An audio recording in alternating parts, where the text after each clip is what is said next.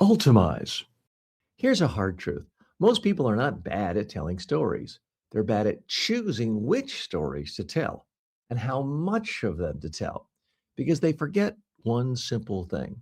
Just because something is interesting to you does not mean it's interesting to the other person. And if you don't adjust for that, you will lose people every time. Let me give you a very real example. You're talking to someone who's 25, single, living in a city. You're 40, you have 2 kids, and you start telling a story about your child's spelling bee. You go into detail, what grade they're in, how long they studied, how nervous they were, how proud you are. All of that matters to you. To the other person, probably not. They're being polite, they're nodding, but they're not really engaged. Now, that same story can work, but only if you adjust it. Instead of explaining everything, you might say, my kid just went through something more stressful than adults deal with, a spelling bee, and somehow handled it better than I would have. Now you made it relatable. Now you made it broader. Now you've given them a way in. That's the difference. Now let's look at another situation. You're talking to someone at a social event. They ask, what did you do this weekend? You say, well, I organized my garage and then I cleaned out a bunch of old boxes and then I went through some paperwork. That might have been your entire weekend, but it's not a story. It's a list and it's not very engaging. Now, take the same weekend and find one angle.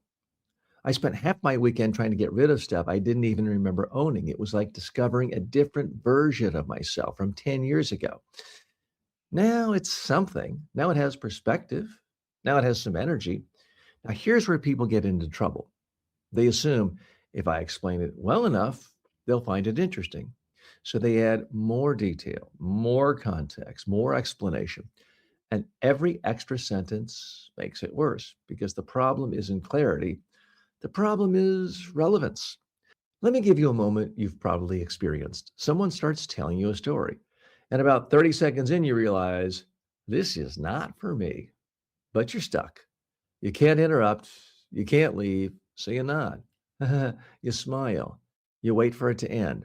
Now, here's the problem that person isn't a bad communicator. They're just not reading the room. They're not asking, is this landing? Is this interesting to this person? Should I shorten this? That awareness is everything. So here's the shift I want you to make. Before you start telling a story, ask yourself one question. Why would this be interesting to them? Not to you, but to them. If you don't have a clear answer, don't tell the full story or don't tell it at all or shorten it dramatically. Now, let's make this practical. You're talking to someone who loves to travel. Then your story about getting lost in a small town might work perfectly. They can relate to it. You're talking to someone who's career focused. Well, then your story about a chaotic project might land better. What about if you're talking to someone who's very social? Well, then your story about an awkward dinner might connect.